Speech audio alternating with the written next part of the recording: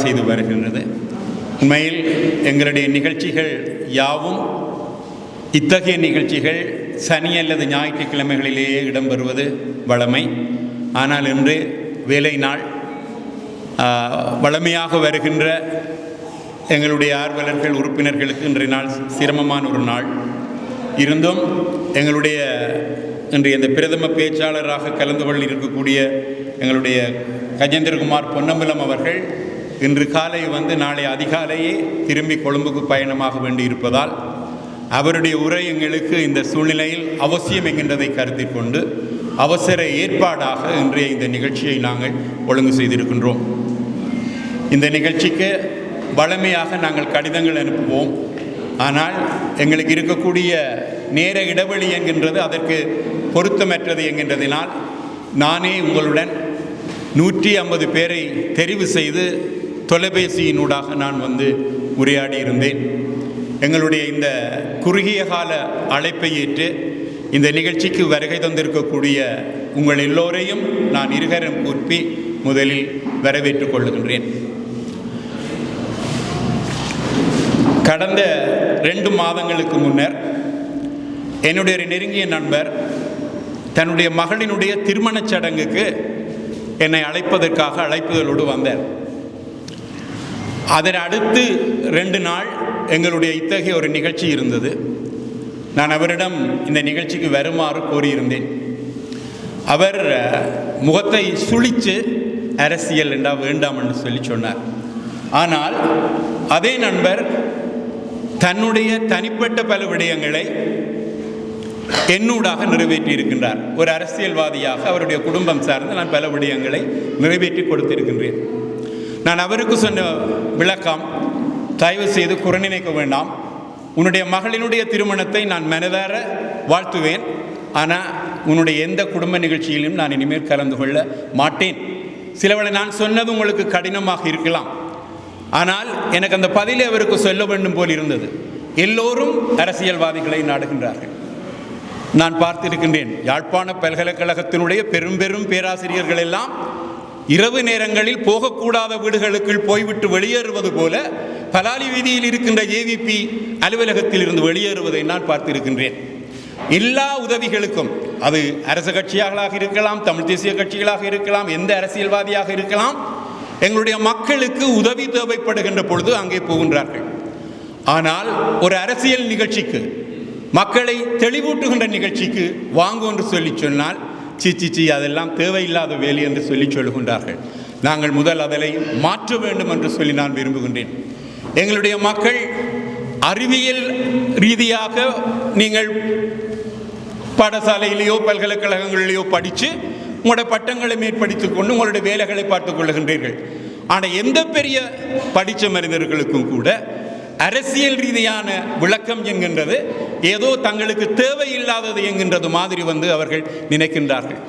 நான் என்னுடைய முகநூலில் போட்ட இந்த நிகழ்ச்சி தொடர்பான விளம்பரத்தில் அரசியல் அறியாமைதான் அறியாமைகளிலேயே மிகவும் மோசமானது என்ற பெர்டோல்ட் பிரெக்ட் என்கின்ற ஒரு ஜெர்மானிய இடதுசாரி நாடகாசிரியருடைய அவருடைய மேற்கோளை நான் அதில் போட்டிருந்தேன். உண்மையில் நீங்கள் இன்றைய இந்த நிகழ்ச்சிக்கு நான் என்னுடைய உறுப்பினர்களையும் அழைப்பு, நான் எப்போவும் நிகழ்ச்சிக்கு அழைக்கின்ற விதம் 150 பேருண்டா 100 பேர் வெளியாக்கள், 50 பேர் உறுப்பினர். அந்த விகிதாசாரத்தின்படி என்னுடைய உறுப்பினர்களை அழைக்கும் போதும் சொன்னேன், நாங்கள் சொல்லுகின்ற விடயங்களை புரிந்து கொள்ளுவது போன்று நீங்கள் வாருங்கள், உங்களுடைய உறுப்பினர்களுக்கு சொல்லுங்கள் என்று சொல்லி. நான் ஏன் சொல்லுகின்றேன் என்றால், இன்று இந்த மண்டபத்தில் நிற்கின்ற பொழுது 2 வயது போன அம்மாமார் குடும்ப அட்டையுடன் நிற்கின்றார்கள். அது எங்களோட மூறி போய்விட்டது. ஏதாவது கூட்டம் அங்கேயே இருக்குன்னு சொன்னால் அங்கே சாமான்கள் கொடுப்பார்கள், நிவாரணம் கொடுப்பார்கள் என்கிற நிலையில் அந்த அம்மாமாரை இங்கே நாங்கள் உட்கார வைத்து இந்த பேசக்கூடிய எந்த விடயங்களும் பொருத்தமில்லாததாகத்தான் இருக்கும். எங்களுக்கு அந்த அம்மாமாரை யாரென்றுமே தெரியாது, அவர்களை நாங்கள் அனுப்பிவிட்டோம். ஆகவே நான் உங்களிடம் சொல்லுவது இதுதான், எங்களை சுற்றி நடப்பவை பற்றி தெரிந்து கொள்ளுங்கள். இங்கே இலங்கை அரசாங்கம் புதிய அரசியலமைப்பை கொண்டு வர இருக்கின்றது.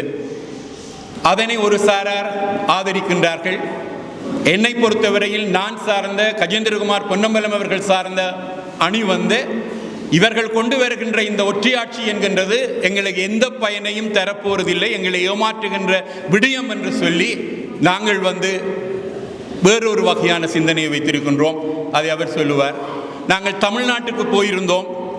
நாங்கள் தமிழ்நாட்டுக்கு போனது பிழை என்று சொல்லி இந்த வருடத்தினுடைய இறுதி நாளில் எங்களுடைய படங்கள் எல்லாமே எரிக்கப்பட்டது. என்னுடைய படங்குடி யாரோ வெளிநாட்டில் இருக்கிறவர் எரித்து அவர்கள் முகநூலில் போட்டிருந்தார்கள். இலகுவாக அபிப்பிராயம் சொல்லலாம். நீங்கள் வாருங்கள், இங்கே இது எங்களுடைய அரசியல் குற்றங்களுக்கே வர முடியாதவர்கள், எங்களுடையதென்கிறதல்ல, பொதுவாக இந்த நிகழ்ச்சிகளில் கலந்து கொள்ள முடியாதவர்கள் முகநூலில் பொங்குவார்கள். ஏதாவது ஒன்று எழுத வேண்டும், அது ஒரு மனநோய். முகநூலில் எதிரான கருத்துக்களை எழுதுவதன் மூலம் பிரபலமாக வேண்டும் என்று சொல்லிய ஒரு கூட்டம் இருக்கும். ஆகவே இந்த விமர்சனங்களுக்கு அல்லது எங்களுடைய படங்கள் எரிக்கப்படும் என்கிறதெல்லாம் நாங்கள் நினைத்திருந்தால் இந்த துறைக்குள்ளேயே நாங்கள் வந்திருக்க மாட்டோம். எண்ணி துணிய கர்மம் எண்ணிய பின் எண்ணுவோம் என்பது இழுக்கு என்கின்றது மாதிரி நாங்கள் இவ்வாறெல்லாம் நடக்கும் என்று சொல்லித்தான் எங்களுக்கும் தெரியும். ஏனென்றால் கல்லில் நார் இருப்பது போன்றுதான் எங்களுடைய மக்களிடம் நாங்கள் இன்று அரசியல் விழிப்புணர்வை ஊட்ட வேண்டிய ஒரு நிலையில் இருக்கின்றோம். ஆகவே இத்தகைய எதிர்ப்புகள் வரும் என்று சொல்லியும் எங்களுக்கு தெரியும். ஆகவேதான் எங்களுடைய தமிழக பயணம் தொடர்பாக அங்கே என்னென்ன நாங்கள் சந்தித்தோம் என்கின்றது தொடர்பாக, புதிய அரசியல் அமைப்பு தொடர்பாக, இந்த இலங்கை அரசாங்கம் நடைபெற்ற இந்த பெரும் புயல் தாக்கத்திற்கு பிறகு என்ன மாதிரியான அரசியல் செல் திசைக்குள் போய்கொண்டிருக்கின்றது என்பது தொடர்பாக, வெனிசுவேலாவில் அமெரிக்க இராணுவம் கைது செய்ததல்ல, அந்த ஜனாதிபதியை கடத்தி சென்றது தொடர்பாக பல்வேறு விடயங்கள் தொடர்பாக இன்றைய இந்த உரையரங்கில் பேசப்படுவதற்கு இருக்கின்றது. நான் இன்று இங்கு வருகின்ற பொழுது நண்பர் ஒருவர் தொலைபேசியில் சொன்னார், சார் எங்களுடைய ஜிஎஸ்க்கு போலீஸ் சொல்லியிருக்கு, ஜனாதிபதி பொங்கல் விழாவுக்கு வருவாராம், இந்த பிரஜாசக்தி என்ற இதில் பதிஞ்சிருக்கக்கூடிய எல்லாரையும் அந்த நிகழ்வுக்கு ஐடென்டி கார்டோட பேரெல்லாம் பதிஞ்சு கூட்டிக் கொண்டு வரட்டாம் என்று சொல்லி சொன்னார்கள். இந்த பிரஜாசக்தி என்கின்றது நீங்கள் அந்த வெறுமனே பிரஜாசக்தி என்று பார்த்தீங்கன்னு சொன்னால் நீங்கள் அதில் பிள்ளை கண்டுபிடிக்க மாட்டீங்க. பிரஜா என்கின்றது சமஸ்கிருத வேர்ட், மக்களினுடையது. தேசிய மக்கள் சக்தி, தேசிய மக்கள் சக்தி என்றே பெயர் வைத்தால் அது தங்களுடைய கிளை என்று தெரிந்துவிடும் என்பதற்காக மக்கள் சக்தி, பிரஜாசக்தி என்ற பெயரில் கிராமங்கள் தோறும் அரச செலவில், அரச முறையில், அரச சட்டங்களுக்கூடாக இந்த பிரஜா சக்தி என்கின்ற குழுக்களை உருவாக்கி வருகின்றது. சுயாதீனமான குழு என்று சொல்லுகின்றார்கள். ஆனால் இந்த குழுவில் இருக்கக்கூடியவர்களுடைய தலைவரை ஒருங்கிணைப்பு குழுவின் தலைவர் தான் நியமிப்பார். உங்களுக்கு தெரியும், யாழ் மாவட்டத்தில் ஒருங்கிணைப்பு குழுவினுடைய தலைவர் அமைச்சர் சந்திரசேகர். அவர்தான் இந்த தலைவர்களை நியமிப்பார். அல்லது டிஎஸ் ஆபீஸ், பிரதேச செயலகங்களில் இருக்கக்கூடிய ஒருங்கிணைப்பு குழு தலைவர் நியமிப்பார். ஆகவே இந்த தலைவர் ஜேவிபியினுடைய தேசிய மக்கள் சக்தியினுடைய உறுப்பினர் தான் இந்த பிரஜா சக்தியினுடைய தலைவர்களாக இருக்க போகின்றார்கள். அங்கே பெயர்களை பதிஞ்சு பிரதேச செயலருக்கூடாக உறுப்பினர்கள் தெரிவு செய்யலாம்.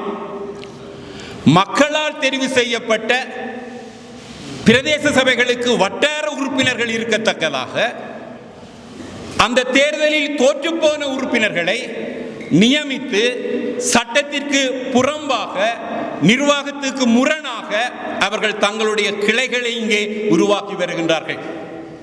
ஜேவிபி ஒரு தலைமுறை வாழ்க்கையில் இருந்த ஒரு போராட்ட அமைப்பு.